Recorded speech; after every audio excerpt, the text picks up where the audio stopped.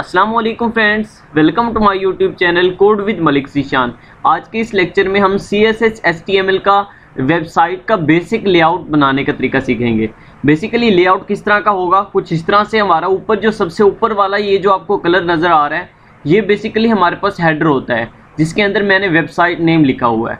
ये हमारा basically website का हेडर होता है। उसके बाद ये जो आपको कलर नज़र आ रहा है ये वाला, ये बेसिकली मेन्यू होता है। ठीक है, इस मेन्यू के अंदर आप कुछ भी दे सकते हैं। जैसे मैंने होम, अबाउट, सर्विसेज, कॉन्टैक्ट के बटन दिए हुए हैं, आपको नज़र आ रहा होगा कि जब मैं इसके ऊपर माउस को लेके जाता हूं तो इसका कलर चेंज हो जाता है बैकग्राउंड, और इसके टेक्स्ट का कलर भी वाइट हो जाता है, ब्लैक से वाइट। ठीक है, तो इस तरह से ये हमारा मेन्यू होता है और ये हमारा कंटेंट होता है। ठीक है, ये जो नज़र आ रहा है ना पैराग्राफ्स आपको, ये हमारा कंटेंट होता है। इसी तरह से ये जो साइड में आपको नज़र आ रहा है तो इसको हम बोलते हैं ग्रीन सा, ये साइड बार होता है। ठीक है, और नीचे एक वेबसाइट में सबसे आखिर पर ये जो होता है इसको फुटर बोलते हैं।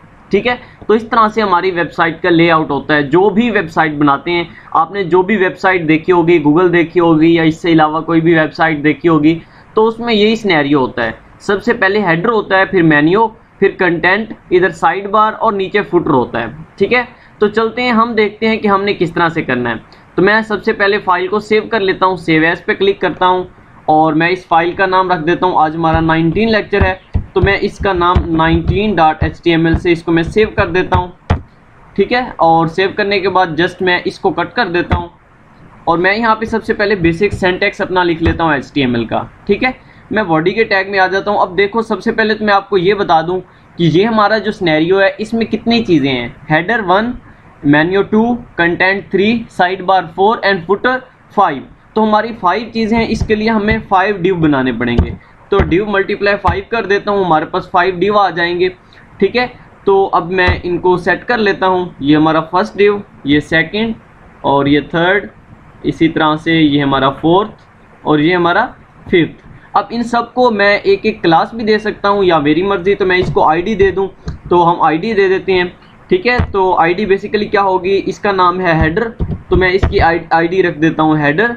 इसी तरह से मैं जस्ट इसी को कॉपी कर लेता हूँ और सब में पेस्ट करके फिर मैं इन्हीं को जो है चेंज कर देता हूँ। ठीक है, तो ये मैंने यहाँ पर पेस्ट कर दिया, इसी तरह से यहाँ पर भी पेस्ट कर दिया और मैंने यहाँ पर भी इसको पेस्ट कर दिया, इसी तरह से मैंने यहाँ भी इसको पेस्ट कर दिया। तो ये सबसे नीचे हमारे पास फुटर है। इसी तरह से ये जो हमारे पास है ये हमारा साइड बार है।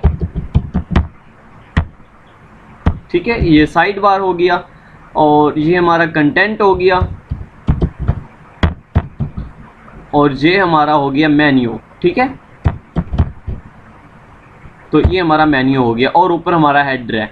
तो ये हमने हर डिव को एक एक आईडी दे दी है। अब आईडी किस लिए दी है ये आपको अच्छे से पता होगा कि हमने जब इस पर स्टाइलिंग करनी होती है तो हम हेड के अंदर एक स्टाइल का टैग यूज़ कर लेते हैं और उसके अंदर हम इसकी स्टाइलिंग करते हैं। तो उसके लिए हमें या तो इसको कोई क्लास देनी पड़ेगी या फिर इसको कोई आईडी देनी पड़ेगी। तो इसीलिए मैंने जस्ट इसको आईडी दे दी। ठीक है, अभी मैं क्या करता हूँ, फर्स्ट डिव है हमारे पास हेडर की, उसके अंदर हमने वेबसाइट का नाम लिखा था। मैं जस्ट यहाँ पर अपना नाम लिख देता हूँ, कोड विद मलिक ज़ीशान। मैं यहाँ पे इसको H1 की हेडिंग में लिख देता हूँ। ठीक है, ये थोड़ा बड़ा नजर आएगा तो मैं यहाँ पे इसको लिख देता हूँ कोड विद, ठीक है, कोड विद मलिक ज़ीशान।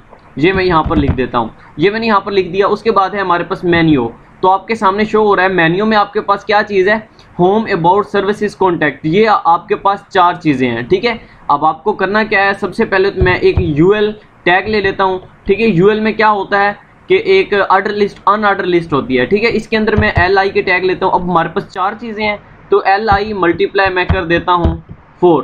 ठीक है, तो ये हमारे पास LI के 4 टैग आ गए हैं। ठीक है, अब इनके अंदर मैंने वो लिखने हैं। मैं लिख देता हूँ होम, सॉरी, ये मैं यहाँ पे लिख देता हूँ होम, और इसी तरह से यहाँ पर मैंने क्या लिखा था, home services, home, about, services and about, और यहाँ पर आ जाएगा हमारे पास सर्विसेज और यहाँ पर आ जाएगा कॉन्टैक्ट। ठीक है, ये हमारा इस तरह से बन चुका है। अब मैं क्या करता हूँ, इन सबको एंकर टैग में क्लोज कर देता हूँ। ठीक है, तो मैं क्या करूँगा, यहाँ पर एक एंकर टैग बना लूँगा, एंकर टैग, और इसी तरह से मैं इसको जस्ट यहाँ से कट करता हूँ, सॉरी, यहाँ से कट करता हूँ मैं और यहाँ पर पेस्ट कर देता हूँ। उसकी वजह ये है कि मैं इसलिए कर रहा हूँ ऐसा कि जब मैं इन सबको एक एंकर टैग में क्लोज कर दूंगा तो उनके ऊपर हम कोई फंक्शनैलिटी परफॉर्म कर सकते हैं। किस तरह से, अब देखो ये मैंने बनाए हुए हैं, अब इनके ऊपर मैं क्लिक करूंगा, होम के ऊपर क्लिक करूंगा तो वो मुझे होम के पेज पर लेके जाएगा, अबाउट के ऊपर क्लिक करूंगा तो वो मुझे अबाउट के पेज में लेके जाएगा। ठीक है, तो इसी तरह से हम इसलिए यूज़ करते हैं ताकि हम इसको एंकर टैग बना सकें। ठीक है, तो यहाँ पर भी मैं इसको पेस्ट कर देता हूँ, सॉरी यहाँ पर पेस्ट कर देता हूँ।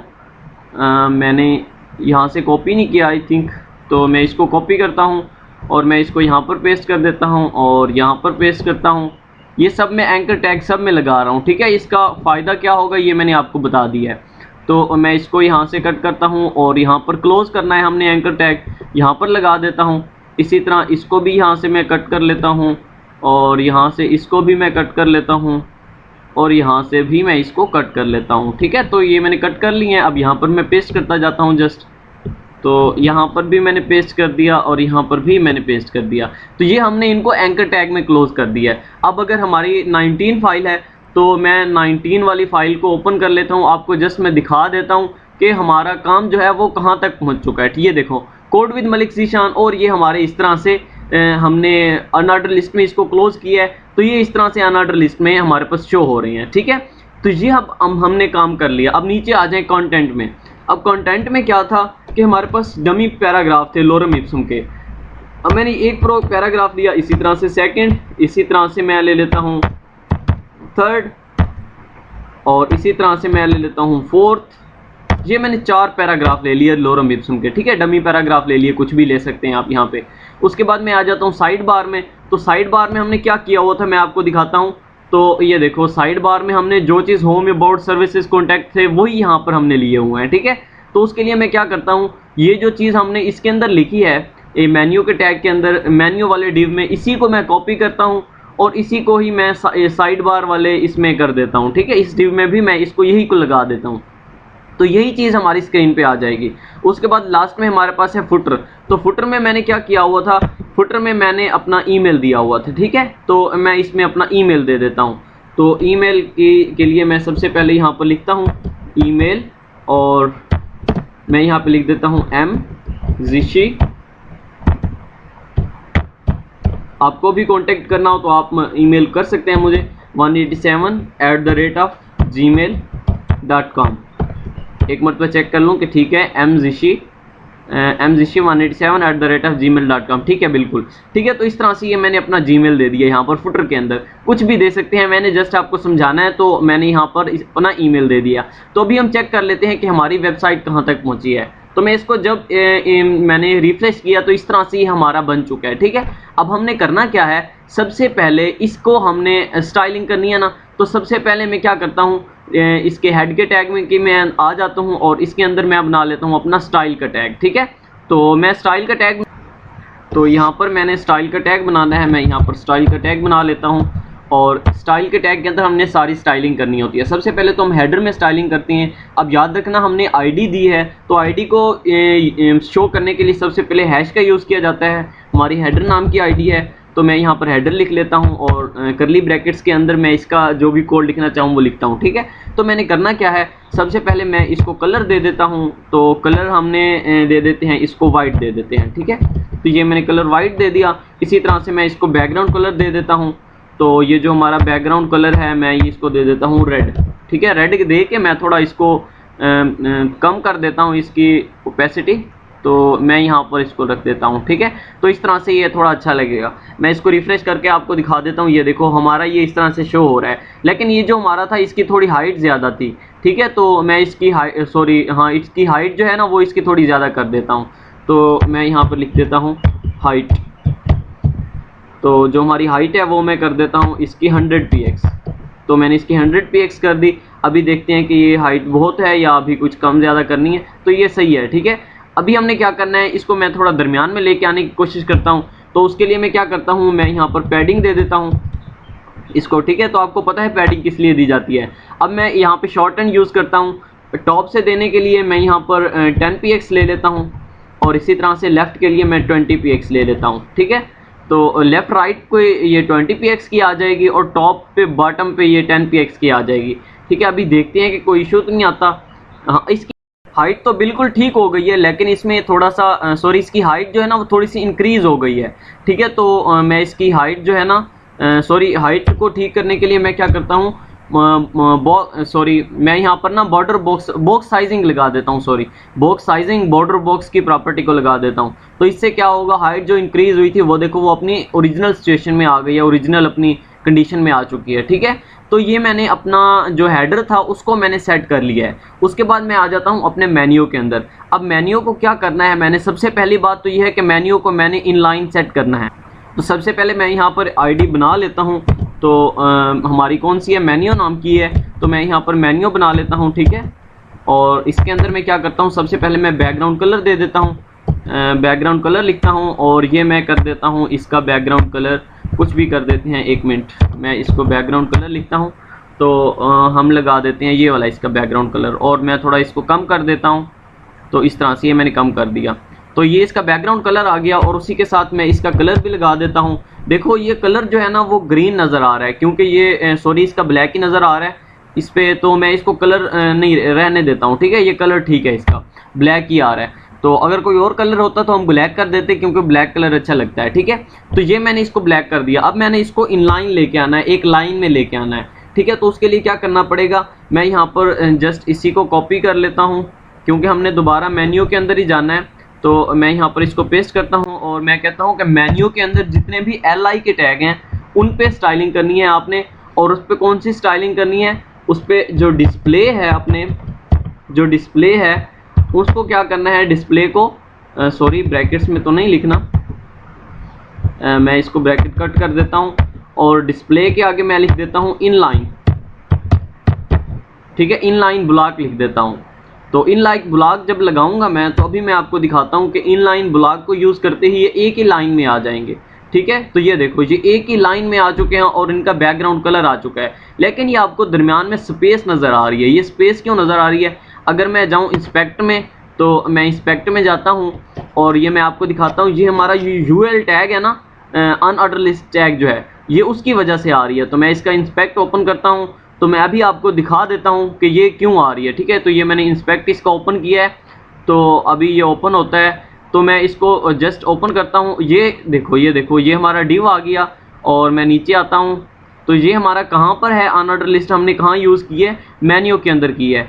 तो ये हमारा मेन्यू है, मैं मेन्यू को ओपन करता हूँ, और ये देखो UL टैग पे मैंने जब क्लिक किया, सॉरी कर्सर UL टैग पे लेके गया, तो ये आपको ऑरेंज जो कलर यहाँ पर बैकग्राउंड में नज़र आएगा, उसको देखो ये ऑरेंज कलर जो स्पेस आ रही है, ये UL टैग की वजह से आ रही है। मैं UL टैग पे लेके गया तो ये आपको ऑरेंज कलर में शो हो रही है। ठीक है, तो मैं जस्ट इसको कट कर देता हूँ, और मैं आपको दिखाता हूँ कि ये UL टैग है ना उसी की वजह से, लेकिन ये हमारा इनलाइन स्टाइल में आ चुका है, एक ही लाइन में आ चुका है। ठीक है, तो अभी मैं क्या करता हूँ, जो मैं कहता हूँ मेन्यू के अंदर मैं इसको कॉपी करता हूँ, यहाँ से कॉपी करता हूँ, और यहाँ पर पेस्ट करने के बाद मैं LI की जगह पे UL कर देता हूँ, क्योंकि जो अनऑर्डर लिस्ट है हमारी उसी की वजह से ये हमारी आ रही है। ठीक है, तो मैं इसकी पैडिंग और हमारा जो मार्जिन है वो मैं इसकी 0 कर देता हूँ। ठीक है, तो मैं इसकी पैडिंग कर देता हूँ 0px, और इसी तरह से मैं इसका मार्जिन भी कर देता हूँ,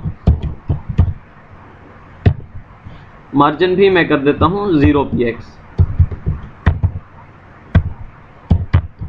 तो ये मैंने मार्जिन भी 0px कर दिया। अभी हम चेक करते हैं, तो ये हमारा जो स्पेस आ रही थी वो एंड हो चुकी होगी।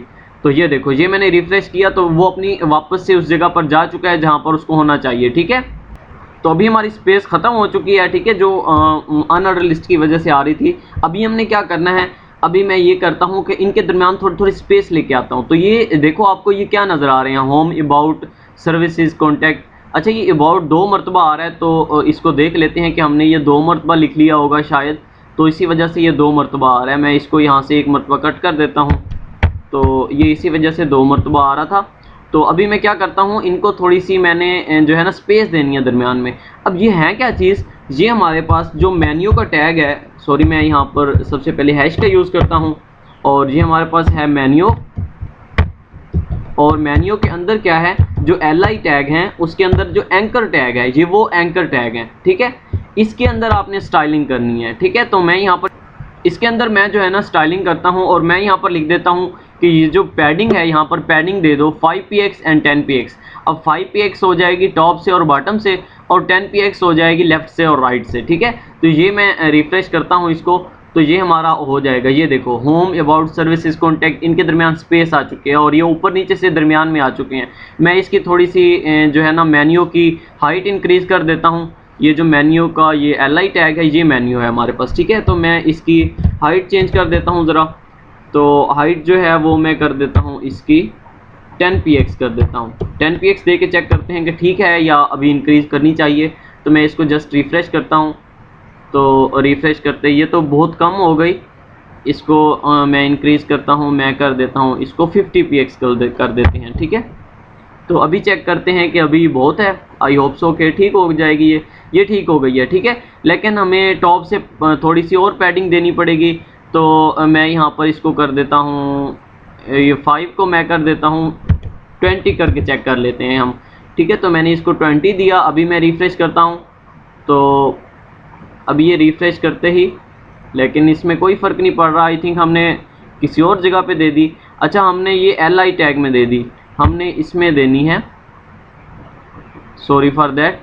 तो हमने ये यहाँ पर देनी है, तो मैं यहाँ पर दे के चेक करता हूँ।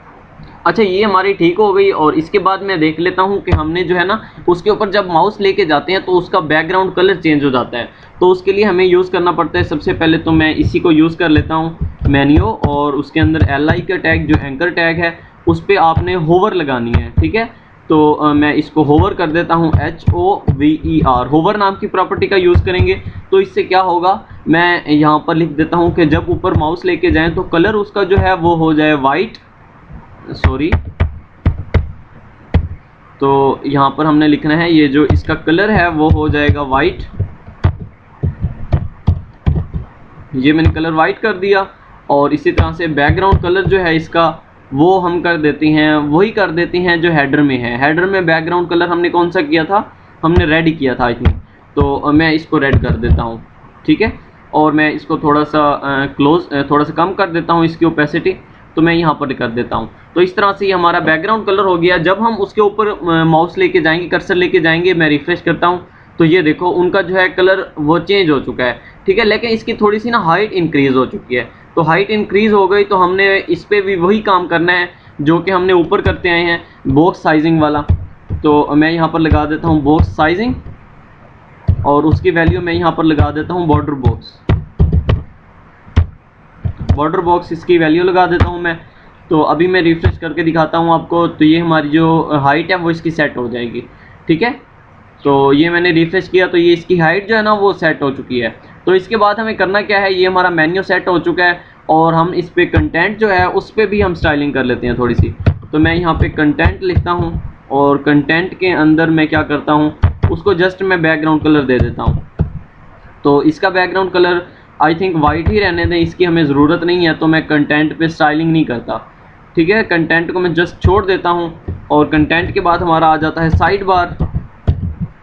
तो मैं साइड बार पे आ जाता हूँ और इसका बैकग्राउंड कलर जो है वो मैं चेंज कर देता हूँ। बैकग्राउंड कलर वो मैं कर देता हूँ इसका ग्रीन, ठीक है। तो ये इसका बैकग्राउंड कलर जो है वो मैं कर देता हूँ ग्रीन।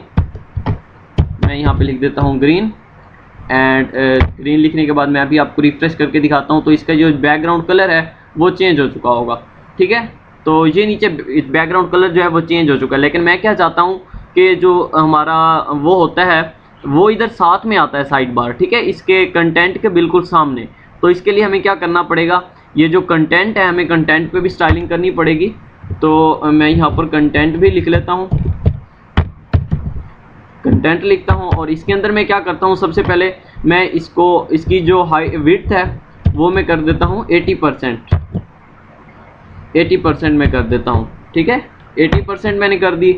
और इसी तरह से मैं इसी को कॉपी कर लेता हूँ और यहाँ पर साइड बार में आता हूँ। और साइड बार में मैं इसको पेस्ट करने के बाद मैं इसकी कर देता हूँ, सॉरी 800 हमने कर दी, मैं इसको ठीक करता हूँ। इसको मैं कर देता हूँ 20 और इसको मैं कर देता हूँ 80%, ठीक है। तो अभी मैं रिफ्रेश करता हूँ अभी भी ये नीचे ही रहेगा, लेकिन हमें क्या करना पड़ेगा, ये देखो इनने अपनी अपनी हाइट विड्थ ले ली है, लेकिन अभी हमने फ्लोट लेफ्ट और फ्लोट राइट लगाना पड़ेगा। ठीक है, तो फ्लोट लेफ्ट और फ्लोट राइट लगाएंगे तो ये अपनी अपनी जगह। तो कंटेंट को मैं लगा देता हूँ फ्लोट लेफ्ट, तो ये अपनी लेफ्ट पे अपनी जगह पे पहुंच जाएगा। इसी तरह से मैं आ जाता हूँ साइड बार में और इसको मैं लगा देता हूँ फ्लोट राइट, तो मैं इसको फ्लोट राइट कर देता हूँ।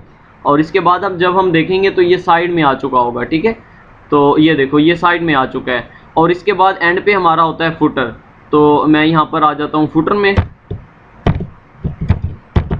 तो फुटर के अंदर मैं क्या करता हूँ, इसको भी मैं बैकग्राउंड कलर दे देता हूँ सबसे पहले तो इसका बैकग्राउंड कलर भी कुछ अच्छा सा रख देते हैं। मैं ये देख रहा था कि इसका जो बैकग्राउंड कलर है ना वो वही रख देते हैं जो हम ऊपर मेन्यू को दे के आए हैं। ठीक है, तो मेन्यू को हमने बैकग्राउंड कलर कौन सा दिया है, मेन्यू को हमने कलर दिया था बैकग्राउंड, देख लेते हैं। ठीक है, तो ये हमने ये दिया था बैकग्राउंड कलर। इसको मैं जस्ट इसको यही कॉपी करता हूँ और मैं यहाँ पर पेस्ट कर देता हूँ फुटर में। ठीक है, तो फुटर को भी वही देंगे तो अच्छा लगेगा। तो मैं नीचे आ जाता हूँ फुटर में और इसको बैकग्राउंड कलर भी मैं यही दे देता हूँ। तो इसको मैंने ये दे दिया। अभी चेक करते हैं तो हमारा फुटर जो है उसको भी आ चुका होगा। रिफ्रेश करते हैं हम, लेकिन ये देखो हमारा फुटर ये उसको भी साथ में आ रहा है, तो ये थोड़ी मिस्टेक कर दी हमने। अभी हमने मिस्टेक क्या की है मैं आपको बताता हूँ। ये जो हमारा है ना फुटर, ये नीचे पड़ा है, लेकिन ये क्या है इनके पीछे छुप चुका है। ठीक है, तो आपको पता है इसके लिए हमने प्रॉपर्टी यूज़ की थी क्लियर बोथ की प्रॉपर्टी। ठीक है, तो अगर आपने नहीं देखी तो आप जाकर हमारा ट्यूटोरियल पीछे अवेलेबल है, वो आप देख सकते हैं। तो मैं क्लियर इसको बोथ कर देता हूँ। इसकी वैल्यूज़ होती हैं लेफ़्ट राइट और बोथ, तो बोथ कर दें तो दोनों तरफ से ही हो जाता है, हमें लेफ़्ट राइट लिखना ही नहीं पड़ता। अभी मैं इसको रिफ्रेश करता हूँ तो ये देखो ये इसका अलहदा हो चुका है। हमने इसको सेम वही कलर दिया है फुटर को जो हमने ऊपर इसके अंदर मेन्यू के अंदर दिया हुआ था। ठीक है, तो ये उस तरह से हो चुका है। तो ये हमारा वेबसाइट का बेसिक लेआउट होता है। इसकी अगर हम हाइट भी चेंज करना चाहें तो वो भी हम कर सकते हैं, वो भी मैं आपको करके दिखा देता हूँ। हम कंटेंट की हाइट जो है और उसकी साइड बार की तो मैं मिनिमम हाइट लगा देता हूँ। मिनिमम हाइट इसलिए हम लगाएंगे कि जो हाइट होती है अगर हम सिंपल हाइट लिख देंगे तो वो फिक्स हो जाएगी। ठीक है, तो मैं मिनिमम हाइट कर देता हूँ इसकी 200 पिक्सल कर देते हैं। 100 पिक्सल करके चेक कर लेते हैं, तो अगर इंक्रीज़ करनी होगी तो हम फिर इंक्रीज़ कर लेंगे। तो मैं 100 px कर देता हूँ और मैं इसी को कॉपी करके ये हमने कंटेंट में दी है तो यही हम चीज़ साइड बार में भी दे देते हैं। तो यहाँ पर भी मैं दे देता हूँ, यहाँ पर मैं यहाँ पर भी पेस्ट कर दिया। तो ये मैं फिर से कॉपी करता हूँ आई होप सो, ये मैं यहाँ पर पेस्ट करता हूँ और अभी मैं इसको रिफ्रेश करता हूँ तो आई होप सो कि ये ठीक हो जाएगा। ठीक है, तो रिफ्रेश किया तो आई थिंक सो ये पहले से ही इतनी है, तो अगर हम इंक्रीज़ करें तो ये इंक्रीज़ भी हो जाएगी। ठीक है, तो हम इसकी हाइट चेंज कर सकते हैं। तो आई होप सो कि आप ये ट्यूटोरियल हम आपके लिए बहुत ही अच्छा होगा और आपको कंप्लीट समझ आ चुकी होगी। अगर फिर भी किसी किस्म की कोई कन्फ्यूजन है तो आप कमेंट सेक्शन में मुझसे पूछ सकते हैं। थैंक यू सो मच, फिर मिलते हैं नेक्स्ट वीडियो में, तब तक के लिए